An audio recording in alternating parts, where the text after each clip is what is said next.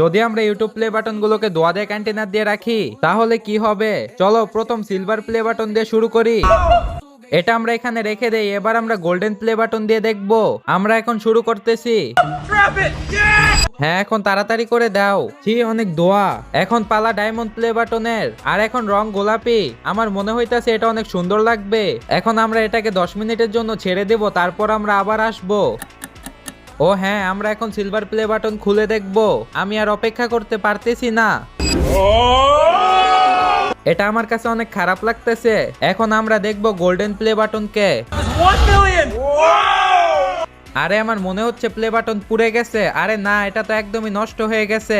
এটা খোলার আগে সবাই সাবস্ক্রাইব করে 50 মিলিয়ন সাবস্ক্রাইবার কমপ্লিট করে দাও, যাতে 50 মিলিয়ন সাবস্ক্রাইবারের প্লে বাটনটি আমরা দোয়াতে রাখতে পারি। মিথ্যা কথা বলবো না, এটা আসলে অনেক সুন্দর লাগতেছে।